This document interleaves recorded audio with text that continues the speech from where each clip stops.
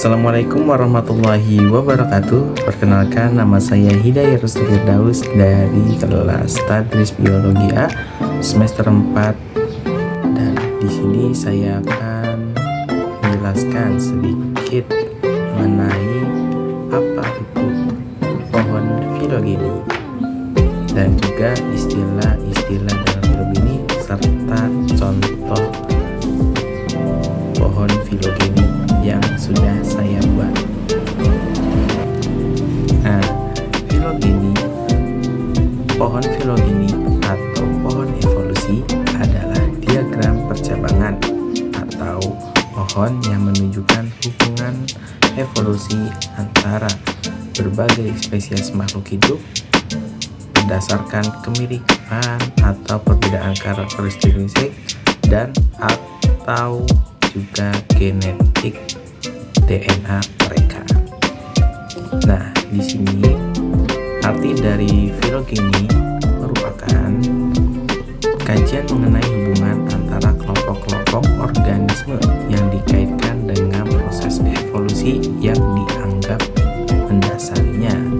Juga dari pendapat lain ada yang mengatakan kata filogeni berasal dari bahasa Yunani yang artinya filo, daun atau suku, dan genesis artinya kemunculannya. Nah, langsung saja di sini saya akan membahas sedikit dari spesies yang saya ambil untuk membuat filogeni ini. Nah, saya mengambil 4 spesies yang berbeda.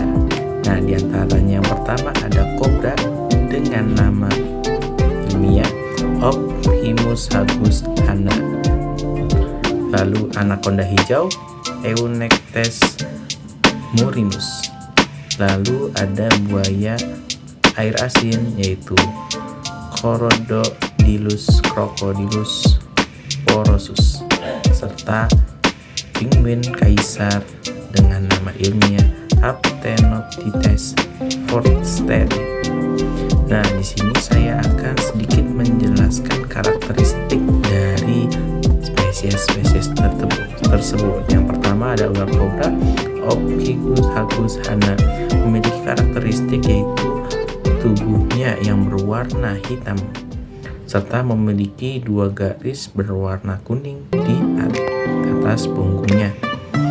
Nah, Ustaz, dari ular ini memiliki karakteristik yang unik, yaitu dia akan melebarkan lehernya atau dari belakangnya ini nanti seperti sendok. Dia juga disebutnya dengan ular sendok. Nah, lalu ada anaconda hijau. Anaconda ini bentuknya tidak jauh seperti ular pada umumnya, yaitu badannya yang besar dan memiliki sedikit ciri khas, yaitu badannya yang warna hijau, memiliki dot atau bintik berwarna hitam atau coklat tua dan biasa ditemukan di sungai Amazon, dan habitatnya yaitu di perairan seperti rawa dan juga di pinggir-pinggir danau. Lalu ada buaya air asin. Seperti namanya, buaya air asin ini hidup di daerah pinggiran pantai yang memiliki air dengan kandungan garam atau air asin ya. Ciri-cirinya sama seperti buaya pada umumnya, memiliki sisik yang tebal dan tajam dan juga sisik yang kuat. Lalu ada penguin kaisar. Nah, penguin ini adalah jenis penguin yang paling besar di antara jenis-jenis penguin lainnya. Nah, dari semua jenis ini yang sudah saya sebutkan, nah, saya mengambil 2 kelas dari hewan tersebut, yang itu pertama dari kumpulan hewan liar yang tadi saya sebutkan. Yang pertama itu reptilia, yang di dalamnya termasuk buaya air asin, ular kobra, dan ular anaconda hijau.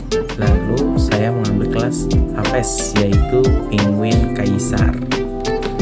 Nah, di sini saya akan sedikit menjelaskan ya dari kelas reptilia ini.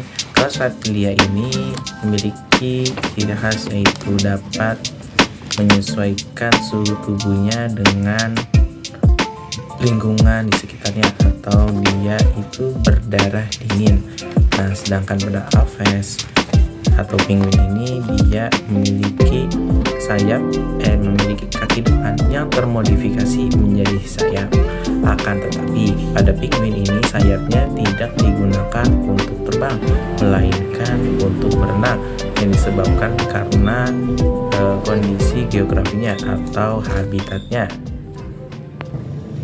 Mohon maaf sebelumnya saya lupa tadi sebelum menjelaskan tujuan dari pohon filogeni ini.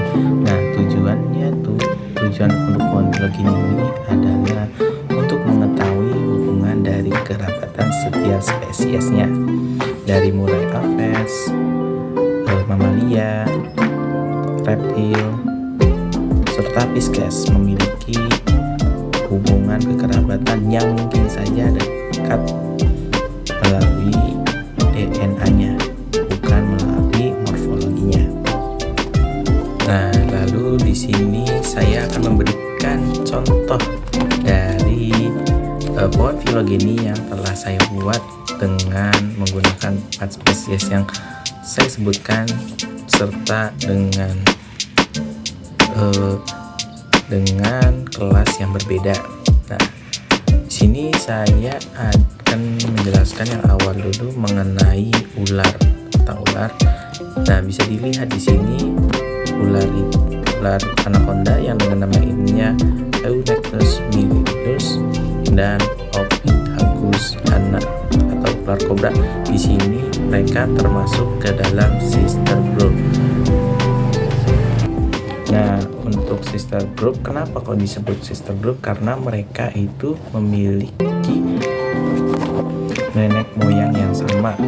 Serta di sini saya akan menjelaskan istilah-istilahnya ya. Pertama itu ada istilah sister group, yaitu yang dimana memiliki kerabatan yang sangat dekat, yaitu satu nenek moyang. Nah, untuk in group itu di dalamnya terdapat ular kobra, lalu ada anaconda dan juga buaya. Ini termasuk ke dalam in group. Nah, bisa dilihat di sini. Nah, itu termasuk ke dalam in group, yaitu dari kelas reptilia. Nah, untuk sister group ini mereka itu masuknya ke ordonya, yaitu ordo Squamata, dengan subordonya adalah Serpentes, yaitu golongan ular. Bisa dikatakan jarak antar keturunan mereka itu dekat atau tidaknya bisa dikatakan dari si garis-garis ini, dan yang ordo ini keluar dari keturunan mereka. Jadi saat bisa jadi satu nenek moyang dan berubah menjadi spesies yang berbeda keluar dari grup tersebut, dari DNA maupun dari morfologinya. Nah, sekian dari saya, kurang lebihnya mohon maaf. Wassalamualaikum warahmatullahi wabarakatuh.